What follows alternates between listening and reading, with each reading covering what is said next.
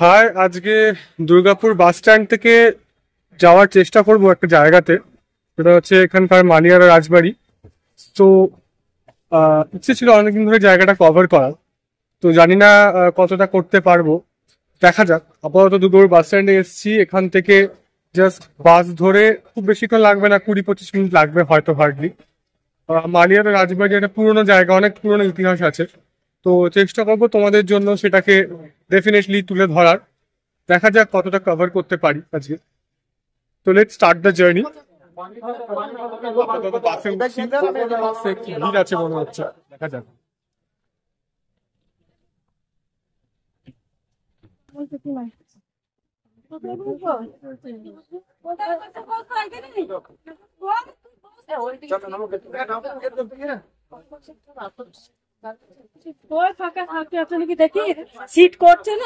দেখা যাক।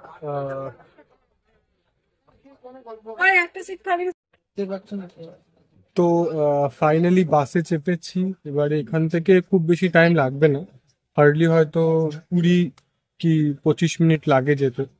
সো নামার পর ডেফিনেটলি ওখানকার আরো জায়গাগুলো এক্সপ্লোর করব আর জানতে পারবো যে কিরকম। একটা ইন্টারভিউ নেওয়ার চেষ্টা করব রাজবাড়িতে গিয়ে। সো দেখা যাক কেমন এক্সপিরিয়েন্স হয় আজকের দিনটা। ওয়েদার যথেষ্ট ক্লাউডি আছে, দেখে মনে হচ্ছে বৃষ্টি হতে পারে এবং ঠান্ডাটাও লাগছে, খুব হাওয়া দিচ্ছে। সো দেখা যাক। ফাইনালি বাস ছেড়েছে, আর রাদার আমি এখন হচ্ছে মানে বাস অনেকক্ষণ জ্যামে আটকে ছিল, যার জন্য হচ্ছে ছাড়তে একটু দেরি হলো। আপাতত মালিয়ারার দিকে যাচ্ছি। মানে একটা কথা বলবার, আমি যখনই এই দুর্গাপুর ব্যারেজ বেসিক্যালি ক্রস করি, ঠিক আছে, এটা এই মুহূর্তে দুর্গাপুর ব্যারেজ, জল একদম দূরে কুয়াশা, বোঝা যাচ্ছে দূরে কুয়াশা। তো আমি যখনই এই ব্যারেজ ক্রস করি আমার বারবার মনে হয়, মানে এই জায়গাটা আমার খুব ভালো লাগে। মানে এর পরে যে জায়গাটা শুরু হয়, এই বন জঙ্গল, রাস্তাটা যখন পেরোয় আমার খুবই ভালো লাগে। তো বারবার আমাকে এই এই এই বাঁকুড়া পুরুলিয়া এই দিকটা খুব টানে। ইচ্ছা আছে ভবিষ্যতে এই দিকটাতেও কোনো একটা ব্লক ব্লক করার, কারণ এইদিকে প্রচুর জঙ্গলে অনেক আশ্রম আছে যেগুলো আমার যাওয়ার খুব ইচ্ছে। তো আগামী দিনে হলে অবশ্যই সেটা করব। তো আপাতত চলেছি মালিয়ারা রাজবাড়ি, আর পাশে আছি এখন এই মুহূর্তে। দেখতেই পাচ্ছেন হচ্ছে ব্যারেজ দিয়ে যাচ্ছে এবং দূরে একদম কুয়াশা দেখা যাচ্ছে, পুরো কুয়াশায় কিছু দেখা যাচ্ছে না বেসিক্যালি।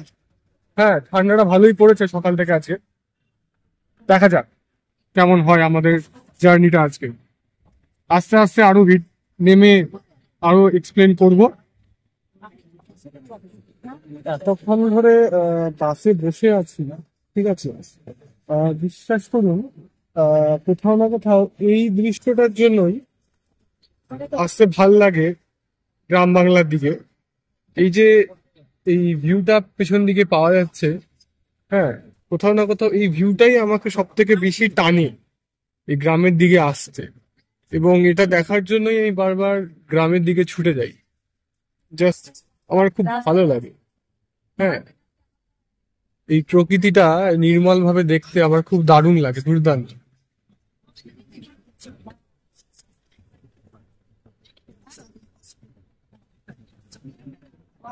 তো ফাইনালি মালিয়ারাতে নেমেছি। এই জায়গাটার নাম হচ্ছে হাটতলা বাস স্ট্যান্ড। তোমার জায়গাটা ভিডিও করে আমি দেখাবো। তো বাসের ভাড়া বলে দিয়ে নিল 20 টাকা, দুর্গাপুর থেকে বাস ভাড়া 20 টাকা। আর আপাতত এখানে দাঁড়িয়ে আছি, এটা হচ্ছে মালিয়ারা হাটতলা বাজার। এই জায়গাটায় নামলে এখান থেকে 2-4 মিনিট হেঁটে লাগে। তো আস্তে আস্তে তোমাদেরকে নিয়ে যাব, দেখা যাক রাজবাড়ি কারোর সাথে কথা হয় কিনা। এই রাস্তাটা দিয়ে গেলে বলছে যে আচ্ছা, এখানে কতক্ষণ লাগবে রাজবাড়ি যেতে? কোন দিক দিয়ে? এদিকে তো সামনের দিক দিয়ে আচ্ছা, এদিক দিয়ে গিয়ে বা দিকে। তো লেটস সি আর কি, হ্যাঁ, যে কতটা যাওয়া যায়, দেখা যাক। আপাতত যেটা বুঝছি যে এখানে ছোট মতো একটা বাজারও আছে, তার সাথে বিভিন্ন কাপড় জামার, দেখো এখানে দোকান আছে, বিভিন্ন কাপড় জামার দোকান। শীতকালের জিনিসও দু চারটে এখানে এদিকে আছে এই সাইডে।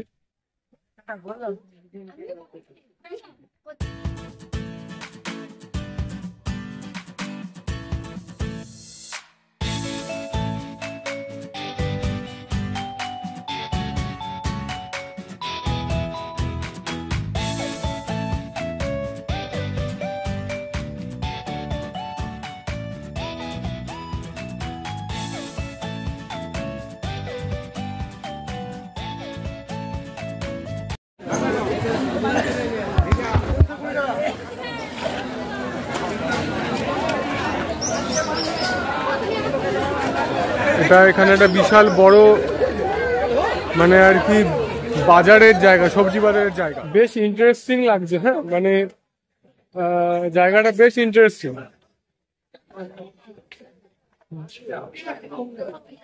এখানে একটা পুরোনো বাড়ি মতো আছে, তার সাথে মার্কেটটা প্রচুর বড় মার্কেট। জাস্ট দেখো যথেষ্ট বড় মার্কেট এবং ভালো লাগছে জায়গাটা। দেখা যাক, সামনেই রাজবাড়ি, বেশি দূর নয় এখান থেকে, পৌঁছে যাবো। আমরা রাজবাড়ির দিকেই যাচ্ছি। খুব সম্ভবত এটা বোধহয় কোনো এক সময়ের কোনো গেট ছিল, এটা ভেঙে দেওয়া হয়েছে।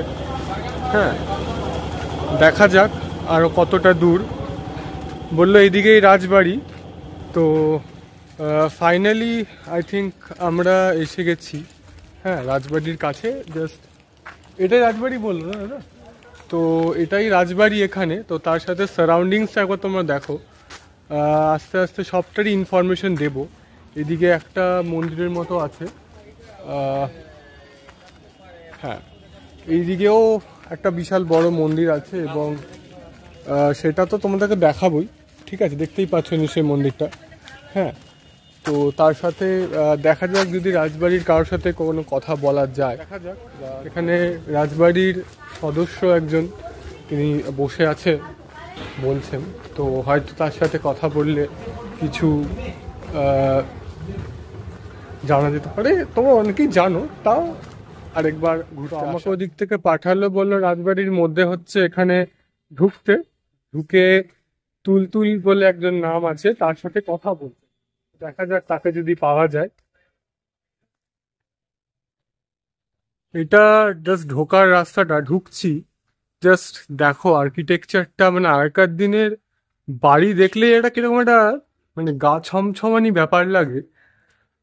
তোমাদের ভেতরটা ঢুকছি, আমি দেখাচ্ছি।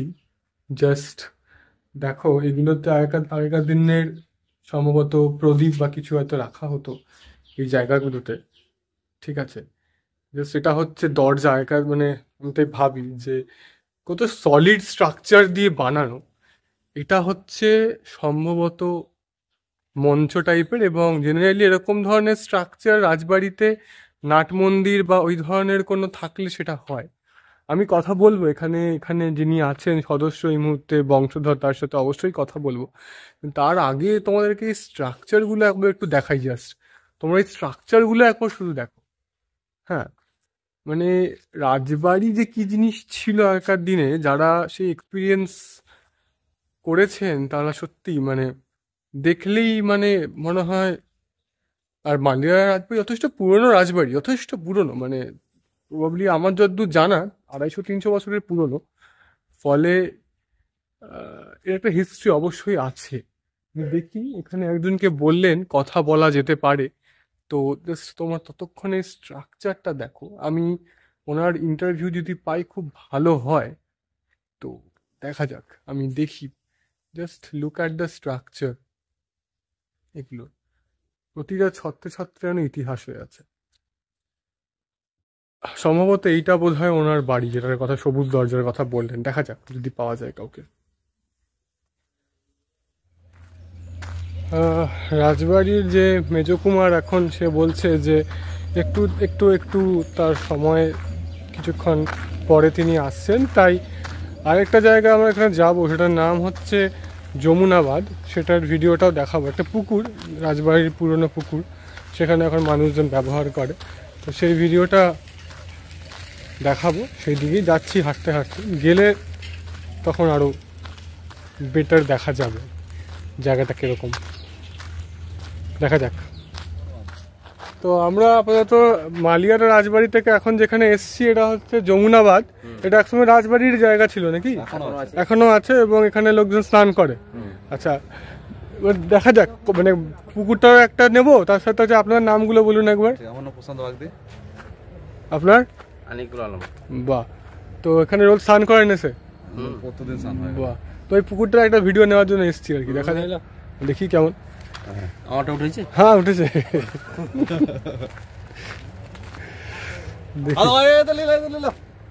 ও এটা স্নান করছে নাকি? আচ্ছা, আর ওই দিকটা কি স্নানের জন্য না চাষের জন্য? সব স্নান, এটাও স্নান ওটাও স্নান। আচ্ছা, তো এটা হচ্ছে আরেকটা পুকুর যমুনাবাদের। এদিক দিয়ে এটা স্নান করার জন্য, তাই তো? স্নান করো, দেখা যাক। এদিকে ভালোই লাগে, সমস্ত জায়গাগুলোতে এলে খারাপ লাগে না, বেশ।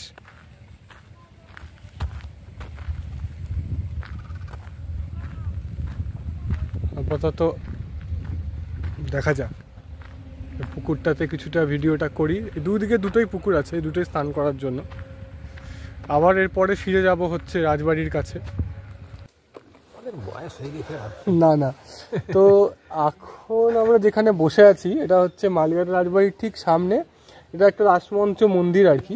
এটা শিব মন্দির, এটা শিব মন্দির, তিনটা শিব মন্দির, তিনটে পাশে আমাদের রাসমঞ্চ আছে। আচ্ছা, আমি দেখাবো মন্দিরটাও আপনাদেরকে দেখাবো, তার সাথে সামনেও একটা মন্দির আছে, সবটাই দেখাবো। কিন্তু তার আগে আজকে যার সাথে কথা বলছি রাজবাড়িতে এসে উদ্দেশ্য ছিল, ইনি হচ্ছেন রাজবাড়ির মধ্যম, অর্থাৎ মেজো মেজো দাদা। তো আপনি আপনার নাম এবং যা যা আপনি পরিচয় আপনি দিন, তারপরে আমরা শুরু করছি। আমার নাম হচ্ছে স্নেহাদ্রি নারায়ণ চন্দা দর্জি। আচ্ছা, আর ডাক নাম হচ্ছে বুলবুল। ডাক নাম বুলবুল সবাই বলে ডাকে, বুলবুল বলে ডাকে। আচ্ছা, আর মানে আমি এখানকার রাজবাড়ির আমি দ্বিতীয় পুত্র। হ্যাঁ, আমার বাবা তো আমার দাদু ছিলেন রাজা। আচ্ছা, নৃপেন্দ্রনারায়ণ চন্দা দর্জি তার নাম ছিল। আচ্ছা, তার ছেলে ছিল আমার বাবা, একটি ছেলে আর চার পিসি। এই পাঁচ পিসি সবাই গত হয়ে গেছেন, বাবাও গত হয়ে গেছেন। এই আমরাই সব আছি ফ্যামিলির মধ্যে, বুঝতে পেরেছেন? আচ্ছা, আর আপনাদের হচ্ছে নাতি নাতনি বা হচ্ছে? নাতি, হ্যাঁ, আমার এক ছেলে এক মেয়ে, আর বড়দার একটি ছেলে, আর ছোট ভাইয়ের কোনো ছেলে পেলে হয়নি। আচ্ছা, তো এইটা হচ্ছে ফ্যামিলি, মানে এখন অব্দি হিস্ট্রিটা আমরা জানলাম। এবারে মালিয়ার রাজবাড়ি তো প্রচুর পুরনো, অনেক পুরাতন। তো আপনাদের এখানে প্রথম হচ্ছে যিনি প্রথম এসেছিলেন আমাদের, তার নাম হচ্ছে দেউধর সিংহাধর, প্রথম পুরুষ। সিংহাধর এটা কি কোনো উপাধি না হচ্ছে? না, আমাদের পদবী। আচ্ছা, এবং উনি তখন মোগল প্রেড আকবর বাদশার আকবরের আমলে উনি আমাদেরকে জায়গির দিয়েছিলেন। জাগির, হ্যাঁ, তখন আকবরের আমলে জায়গির পাওয়া যেত। এটা ইতিহাসে যারা আমরা পড়াশোনা করেছি আমরা জানি। হ্যাঁ, তখন দিয়েছেন যে যতদিন তুমি এখানে সাম্রাজ্য বিস্তার করতে পারবে ততদিনই তোমার রাজ্য হবে। হ্যাঁ, আচ্ছা, সেই জন্য উনি ঘুরতে ঘুরতে এখানে সে ঘোড়ার পিঠে এসে পর এই দিক থেকে এসে গেছিলেন বাংলায়। তখন এখানে আধিপত্য সব বিস্তার করেন। আমাদের এরিয়ায় ছিল ওই দুর্গাপুর ব্যারেজ থেকে একবারে মেজে ঘাট পর্যন্ত। দুর্গাপুর ব্যারেজ থেকে একদম মেজে ঘাট, মানে ডিবিসি যেখানে আরো পেরিয়ে। এটা আকবর আর কি জায়গির দিয়েছিলেন। হ্যাঁ, তুমি যেখানে যাবে সেখানে তুমি নিজের তুমি প্রতিষ্ঠিত করতে পারবে। হ্যাঁ, তো এই আস্তে আস্তে এখানে ঘুরিয়ে পর আমাদের সব পূর্বপুরুষরা ফ্যামিলি সব এসে যায়। তো আমাদের আমার দাদু হচ্ছেন রাজা, শেষ রাজা। দাদু একটু এগিয়ে দিয়ে আপনারা হয়তো শুনতে পাবেন আর একটু ভালো করে। হ্যাঁ, বলুন। আমার দাদু ছিলেন শেষ রাজা, বংশের শেষ রাজা। নাম বললাম নৃপেন্দ্রনারায়ণ চন্দ্রাধৈর্য। খুব মানে শিক্ষিত লোক ছিলেন এবং খুব মানে বিচক্ষণ। হ্যাঁ, এবং খুব ভালো গিয়েছে নিজেকে করার জন্য। এই সমস্ত যা কিছু দেখছেন সব ওনার নিজস্ব, মানে উনি করে গেছেন।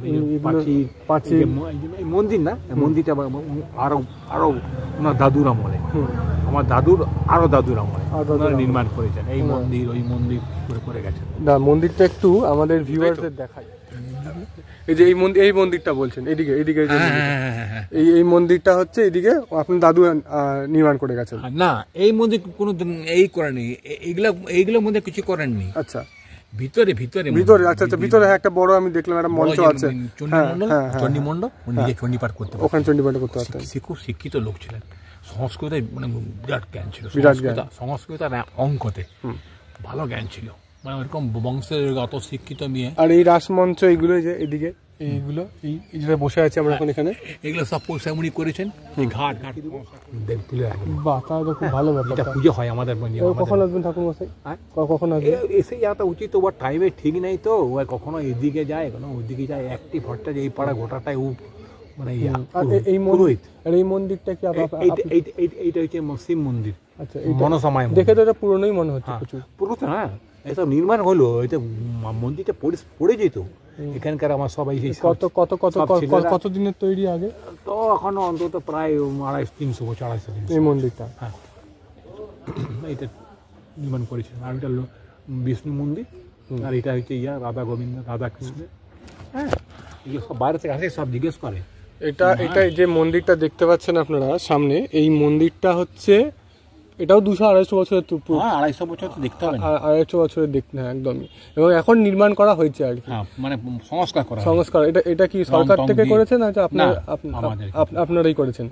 আচ্ছা, এই মন্দিরটা হচ্ছে রাজবাড়িরাই যারা সদস্যরা এখন আছেন তারাই হচ্ছে আবার এটাকে এখন সংস্কার করেছে, যাতে মানুষজন ভালো করে এখানে পুজো আর্চা করতে পারে, উৎসব চলতে পারে।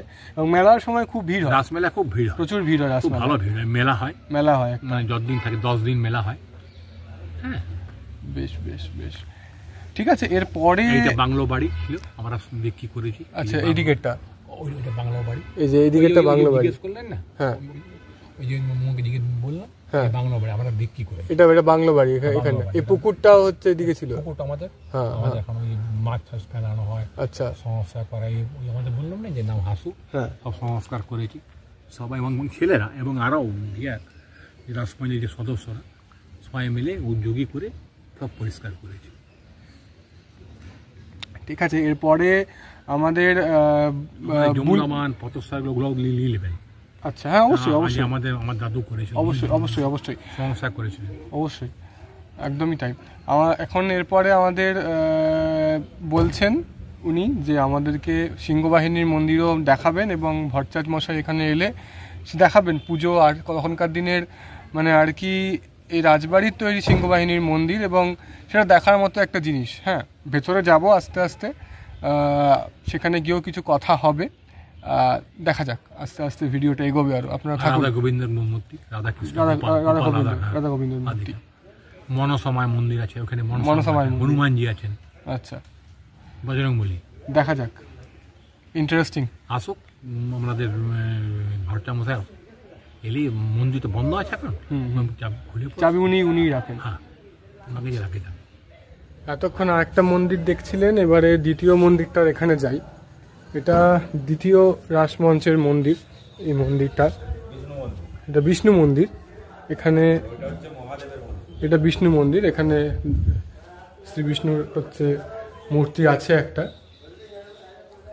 দেখুন, দেখেই বোঝা যায় যে কত পুরনো হতে পারে, কত পুরনো আমলের এগুলো, এত উঁচু উঁচু সব কাজ। এদিকে উপরে অনেকটা, হ্যাঁ এটা এদিকে, তার সাথে এখানে বিভিন্ন হচ্ছে, আর এই আরেকটা মন্দির, এটা হচ্ছে মহাদেবের মন্দির, এটাও দেখাবো। এই মন্দিরটার কথা এতক্ষণ ধরে যিনি এখানকার মেজকুমার আর কি এখন এই মুহূর্তে তিনি বলছিলেন। তৃতীয় মন্দিরটা হচ্ছে এইদিকে, এবং হচ্ছে তোমাদেরকে বলি এই মন্দিরগুলো কিন্তু একটা সময় রাজবাড়িরই ছিল, এখন এটা হচ্ছে মালিয়ারা ওয়েলফেয়ার সোসাইটির আন্ডারে চলে এসছে। কেননা হ্যাঁ, মালিয়ারা রাসমন্দির ওয়েলফেয়ার সোসাইটির আন্ডারে চলে এসছেন।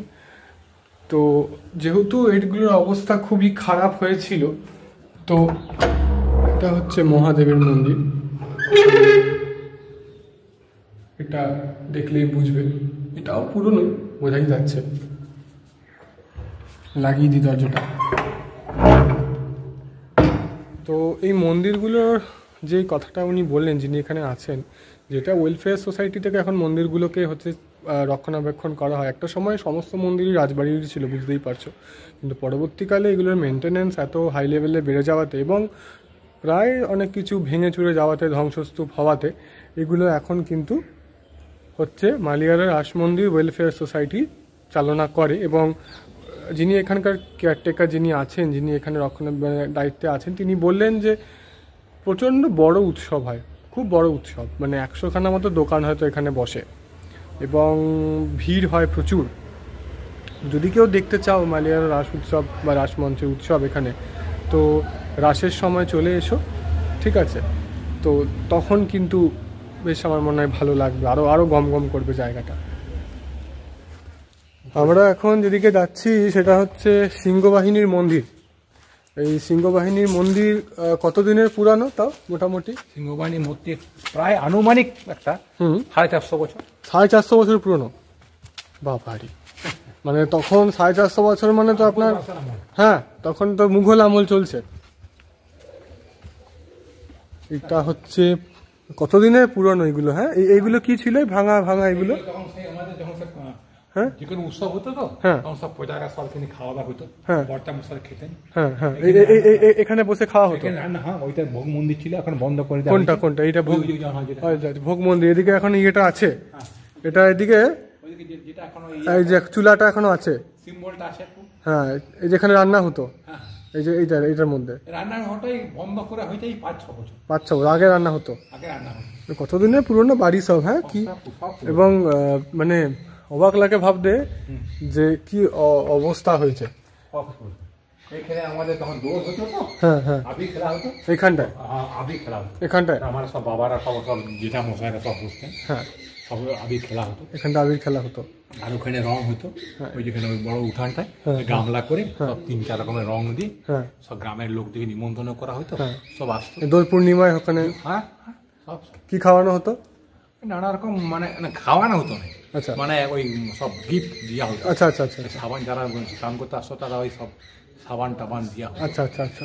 আর এটার মধ্যে কি এইটা ধর ইয়ের আমলে তখন ঠাকুরের রাসের সময় নাচ, এখানে রাতের সময় নাচ হতো, সব পুরনো এগুলো, পুরাতন হয়ে গেল, দেখছেন? হ্যাঁ হ্যাঁ, সব পুরাতন হয়ে সব পুরাতন, এই সংস্কার করাই মুশকিল। হ্যাঁ, মানে সত্যি মানে কত পুরনো পুরনো এগুলো ঐতিহ্য আমাদের, নাকি? আমাদের ইয়ের অভাবে, সংরক্ষণের অভাবে এখন এইটা রান্নাঘর ভোগবন্দি করা হয়েছে, রান্নাঘর ভোগবন্দি করা হয়েছে। এটা হচ্ছে সিংহবাহিনীর মন্দির, সিংহবাহিনীর মন্দির। রাধা গোবিন্দ এখানে আছেন, রাধা কৃষ্ণ মানে গোপাল, আচ্ছা, গোপালের পূজা হয় তো, হ্যাঁ হ্যাঁ, গোপাল আর রাধিকা মা, হ্যাঁ, আর পাশে আছে ওই ঘরে আছেন মা দুর্গা, ঘরে মা মনসমা। এটা এই বাবা হনুমানজি, বাবা বজরং বলি, আর ব্রহ্ম গোপাল কৃষ্ণ গোপাল বড় ওই যে কালাবংশের মধ্যে রয়েছে। এখানে ঠাকুর মশাই পুজো করছেন। ঠাকুর মশাই আপনার নামটা? বাসুদেব ভট্টাচার্য। উনি কত বছর ধরে এখানে পূজা করছেন? উনি রিসেন্টলি এসেছেন। আচ্ছা, এটা বংশ পরম্পরা। আরেকজন আছেন, হ্যাঁ, ওই যেখানে গিয়েছিলেন আপনি? আচ্ছা আচ্ছা আচ্ছা আচ্ছা আচ্ছা, মহাদেবের মন্দির ওইটাতে। রাধাকৃষ্ণ গোপাল, হ্যাঁ, খুব জাগ্রত, খুব জাগ্রত। আর এটি মা দুর্গা, এই মানে ভট্টা মশাই। আচ্ছা, এটা হচ্ছে মা সিংহবাহিনী, মা সিংহবাহিনী। এখন রাখা আছে সব সিংহাসন দিয়ে সব আপনার ঢুকানো হয়ে গেছে। আচ্ছা, হ্যাঁ, এই মা দুর্গা খুব জাগ্রত মা। আর এটা মা মনসমা, এটা হ্যাঁ, সব এখানে পূজা হয়, নিত্য সেবা হয়, প্রতিদিন নিত্য সেবা হয়। এটা মোটামুটি কতদিনের? এটা পুরোনো 450 বছর। মা সবচেয়ে আমাদের আদি, সবচেয়ে আদি যে আমাদের বংশকে নাম বললাম, এই দেবধর অধৈর্য, উনি আমাদের ঘোড়ায় করে পিঠে বেঁধে মাকে নিয়ে এসেছেন, এবং খুব বিচ্ছিলেন, উনি অভিশাপ দিচ্ছিলেন, ওই যে তরবারটা রাখা রয়েছে, যে আমার মতো যে বীর হবি তবে আমাদের বংশ তুই এই তরবারটা ছুঁবি, এই তরবার আমাদের কেউ ছুঁয়ে না, আপনারা কেউ ওই বাড়ি না, এই বাড়িও না, শুধু পুরুত মশাই চল পুরো। উনি বিশাল মানে কাঁধে বেঁধে নিয়ে এসেছিলেন। হ্যাঁ, এই মায়ের এই মূর্তি, এই মূর্তি, বাহ। হ্যাঁ, ঠাকুর মশাই এখানে আপাতত পুজোতে বসেছেন, এখন আর বিরক্ত হবো না, করবো না। আর এটা কিসের পালঙ্ক? ঠাকুর যখন ইয়ে হয় না, রাস হয়, পূর্ণিমা হয়, জন্মাষ্টমী, রাধাষ্টমী, তখন এখানে ঠাকুরকে সব সাজানো হয়, পূজা করা হয়, রাত্রে হয়, যেমন যেমন অনুষ্ঠান। এগুলো আমাদের ভাবছি এটা মুঘল আমলের সব এগুলো ইয়ে না একদম। ও হ্যাঁ হ্যাঁ বললি। এটা হচ্ছে মায়ের ভোগ, মায়ের হচ্ছে এটা সিংহবাহিনী মায়ের ভোগ এবং গোপালের ভোগ, দেখতেই পাচ্ছি আমরা, ঠিক আছে। আর এটা যেটা উনি বললেন এটা হচ্ছে ভোগ ঘর, মানে এখানে ভোগ বানানো হয় এই জায়গাটাতে।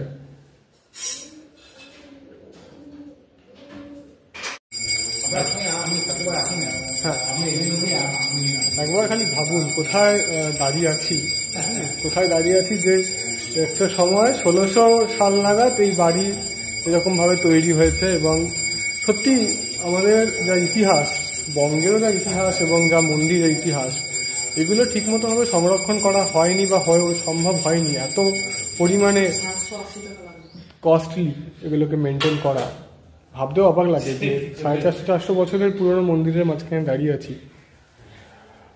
আর কি বলবো, বলার মতো কিছু ভাষা নেই। আপনাদের জন্য ভিডিওটা করলাম, দেখে বলবেন কেমন লাগলো। এদিকটা প্রচুর পুরনো জায়গা, এদিকটা তো এক সময় হচ্ছে পুজো হতো এবং দেখেই বোঝা যাচ্ছে যে কতটা পুরনো জায়গা, কি অবস্থা হয়েছে। হ্যাঁ, এক সময়কার কত বড় রাজবাড়ি এগুলো। তুলসী মঞ্চ সম্ভবত এটা একটা, অপরিষ্কার হয়ে আছে, প্রচণ্ড ঝোপঝাড়, যেতেও ভয় লাগছে আমার একটু। তো আপনাদের জন্যই আর কি ভিডিওটা, এলে বেশ ভালো লাগবে। পুরনো স্থাপত্যের মধ্যে খারাপ লাগবে না, কিন্তু একবার দেখতে পারেন এসে জায়গাটা। ঠাকুর মশাইদের পুজো হয়ে গেছে, পুজো করে বেরোচ্ছেন। তো এই দিকটা হচ্ছে মা সিংহবাহিনী মন্দিরের সামনের দিকের মন্দির, তাই তো?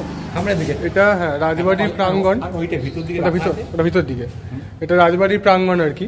এখানে এটা এক সময় বিশাল বড় নাট মন্দির, তখনই বলছিলাম আপনাদেরকে, এখানে নাচ হতো অনেক, একটা সময় অনেক নাচ হয়েছে, এই সময় অনেক উৎসব হয়েছে। আর এটা হচ্ছে সামনের মন্দির, সামনের মন্দিরটা ভেতর দিকটা যাবো আমরা। এই কাঠগুলো এখানে কি যজ্ঞের কাঠের জন্য? সপ্তমী অষ্টমী নবমী 3 দিন আর বলি হয় না, বলি হয় না, আমাদের হয় পুষ্পাঞ্জলি। আচ্ছা, আসুন আপনি গ্রামের যে 21টা না 22টা যেটা আছে না, হ্যাঁ হ্যাঁ, সেটা আমাদের ফায়ার হবে, ফায়ার হয়ে যাওয়ার পর সমস্ত আমাদের আচ্ছা বলি হয়। এই যে এটা হচ্ছে যজ্ঞের জায়গা, যজ্ঞি এখানে যজ্ঞ হয় 3 দিন। হ্যাঁ, আর এটা হচ্ছে মায়ের সব আছে, সব বসে, এখানে পয়সা থাকে তখন। এইদিকে আমাদের গ্রামের সব লোকরা বসে থাকে, আর আমাদের ফ্যামিলি ওইদিকে সব। আচ্ছা, ওই বাড়ির সব লোক। এই ঝালরগুলো এগুলো কি, এগুলো যখন জ্বলে না, এগুলো হচ্ছে এখন আর যাবে না, এখন না, এগুলো এখানকার নয় তো, এগুলো এখানে মায়ের মূর্তি রাখা হয়, এই মায়ের মূর্তি রাখা হয়, পরিষ্কার করে রাখা হয়, এখানে রাখা হয়। আর এই ঘরগুলো কিসের? মায়ের সব জিনিসপত্র সব আছে, বাসনপত্র সব আছে, সরঞ্জাম। সরঞ্জাম। আচ্ছা, কত পুরনো, হ্যাঁ, মানে এগুলো এটাও মোটামুটি তো অনেক একই। আর এই পালকিটা হচ্ছে এখানে কিসের জন্য? হ্যাঁ হ্যাঁ, আচ্ছা ষষ্ঠী, ষষ্ঠী কলা বলতে একটা সময়, হ্যাঁ, কলা বউকে পালকি করে নিয়ে আসা হতো এই পালকির মধ্যে, পালকি করে একসময় আনা হতো এগুলো, এখনো হয়, পালকির সময় আনা হয়, বড়টা মশলা নিয়ে আসা এখনো। ওই দিক থেকে ষষ্ঠী নিয়ে এসে মায়ের এখানে মায়ের পূজা করতে বসে যাবে এখানে। এটা যোগ্যটা, যোগ্য এখানটাতে সপ্তমী আরম্ভ হয়ে যাবে। আচ্ছা, সপ্তমী, হ্যাঁ, সপ্তমী, অষ্টমী, নবমী, নবমীর দিনে পূর্ণাহুতি হয়ে যাবার পর আমাদের সব এখানে একটা উপরে কিছু দেখছিলাম সংস্কৃতে লেখা আছে একটা, ওইটা দাদু লিখে গেছে, চণ্ডী চণ্ডী লিখ তুলে নেই, খুব ভালো, অনেক আছে। ওই যে লেখা আছে, শুলে ন পাহিন দেবী, পাহিন খড়গে ন চুম্বিকে, ঘণ্টা শনে ন পাহি চাপ জানে, শনে ন চ, শাকের পক্ষ সমুদ্র না নাগ রজনী নাথ প্রমে ভাস করে এইসব লেখা আছে। হ্যাঁ, চণ্ডী মন্ত্র নিজে চণ্ডী পাঠ করতেন তো, করতেন। পূজা করতেন। আর এইগুলো এই যে এখানে এইটা তোমার নাচ হয়তো? সিঁড়িগুলো যে আছে এইদিকে এই সিঁড়ি, এখানে এই সিঁড়িগুলো দাঁড়ান যাচ্ছি, এই যে এখানে সিঁড়িগুলো যারা বসে আছে যে ওই মেয়েগুলো যে বসে আছে এটা 12 ছিল। হুম। হ্যাঁ হ্যাঁ আচ্ছা হ্যাঁ হ্যাঁ হ্যাঁ এই যে এই স্তম্ভগুলো এই যে দাঁড়িয়ে আছে,